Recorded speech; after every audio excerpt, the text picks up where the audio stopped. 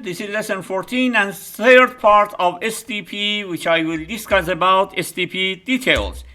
Well, continuing the STP protocol, let's take a look at how the switches exchange information to choose the route and also make change in the election between them. Each switch uses three types of counters for this purpose. First, hello BPDU. Hello BPDU message, which by default is sent every 2 seconds by the root switch to tell other switches that it is alive and still maintains its position as the root switch. But what will happen if one of the root switch links fails? For example, maybe one link from the root switch to the another switch is failed. We want to know what will happen after that. This is the time of max age, the second type of message. When another switch, when non-root switch don't receive any BPDU information after 2 seconds, BPDU message I said you, which is the constantly sent by root switch each 2 seconds. After passing 2 seconds and non-root switches, for example, SW3 don't receive any BPDU after 2 seconds, the max age timer will start. Max age is 10 times the whole time, IDS 20 seconds by default, and there is no news of receiving BPDU from the root switch. It means the death of the root switch, and in that way, the election will be held again between the switches. Switch don't receive any BPDU after 2 seconds, it will wait 10 times of that, which is 20 seconds, and will start the election again. After that, the blocked ports will change because this port is not present now and not alive. So max age will start, and it's the time to change the blocked port from blocking into listening. That means start of forward delay. Forward delay message, the time it takes to change the state of port from blocking to forwarding. It means the total time required blocking to listening, from blocking to listening to learning to forward.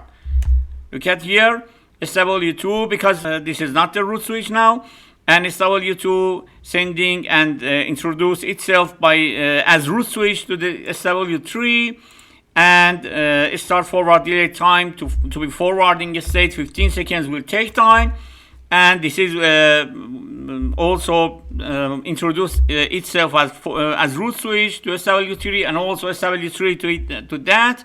But because this port is blocked, this port is not correct now and it fails, the SW3 will not be root switch, okay? And then it will change from the blocking into listening into learning, and after that it will be going to forward. So SW2 all ports will be state in forwarding situation, and the SW3 will be root, and also start forward delay time to be forwarding a state. It takes 15 seconds, and each item 15 seconds. From blocking to listening to learning is 15 seconds, and from the learning to forwarding 15 seconds. Its sum is 30 seconds, and 20 seconds was about don't receiving any information. It was 10 times of hello BPDU 2 seconds. It means 20 seconds plus 30 seconds. It will take 50 seconds to one blocked port changed state from the blocking into forwarding situation now. And this is the final situation. SW2 will be root switch, and all port of root switch from SW2 to another switch or to another end devices, for example computers. It will that port state will be in designated port. It was the port from the root switch to the another devices, and SW3 SW3 port from its SW3 to SW2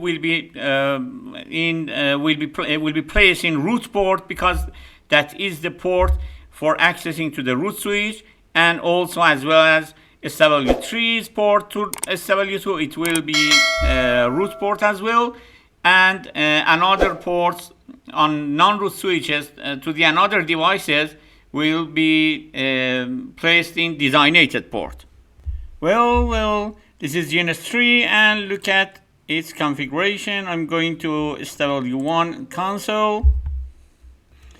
Okay, I can select this. A spanning tree, VLAN, for example, 1. And if I put a question mark, I can select and change forward time. I can change hello time, for example, more than 2 seconds. I can change max age time, and another thing, it doesn't matter now. And for example, I can set hello time, question mark again, between 1 to 10. For example, I can set as 3, or if I don't want, I can cancel that by no span 3 VLAN 1 hello time 3. There is another important issue here. Imagine that the switch is sending hello message every 2 seconds from its own switch to and all of devices connected to that. From what we have learned, we know that exchanging hello message is only useful towards other non-root switches. So we should not allow hello message from the ports of the root switch to be sent to other devices that are not the switch. For instance, end user systems such as computers and so on. So as not to add to the network traffic in vain. For this, the BPDU guard option must be enabled on the root switch ports that are not connected to any other switch ports to prevent this transmission. And how it be configured, I prefer to practice this also in GNS3. I want to add one virtual PCs, for example VPC from here, and connect that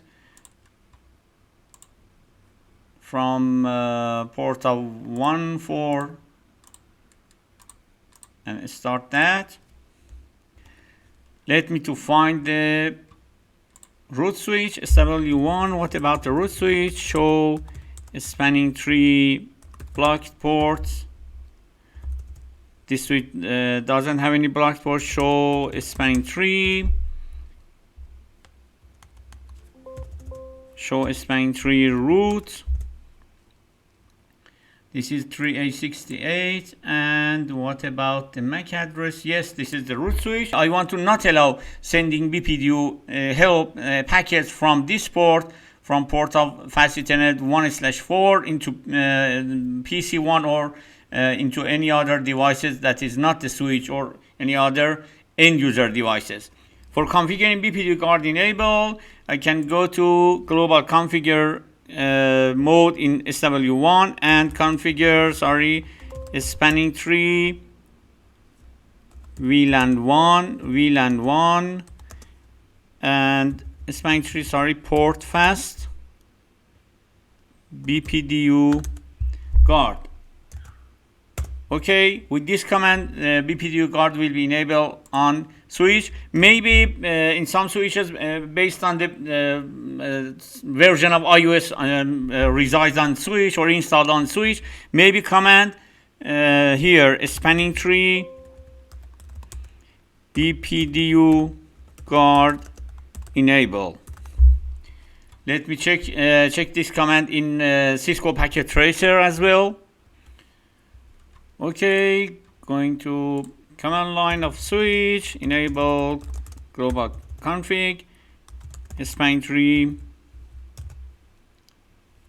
port fast, and after that BPDU guard,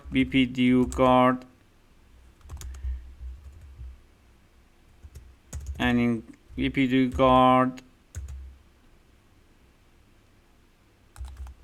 default, and exit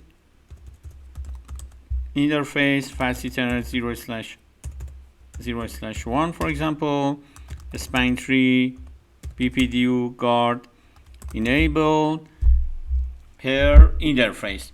But in GNS3 interface fast Ethernet 1/4, sorry, spanning tree, BPDU guard. As you can see, we don't have that command here in this version of iOS in GNS3. Maybe some defaults per your software, per your configuration base, and per your configuration template. But it is the important item. BPDU guard can be configured in global configuration, such as this one. SW1 going to global configuration and spanning tree port fast BPDU guard. This will enable BPDU guard completely or globally on all port of switches that are not connected to another switch. Will enable BPDU guard on all port of switches that connected to end user devices. But also it's available for configuring based on the specific port. For example, if I want to configure, for example, interface fast Ethernet 0/7 that connected to the PC, I can interface fast Ethernet 0/7. I can configure spanning tree BPDU guard enable. By this command, I can configure just on this port that's connected to the end user devices.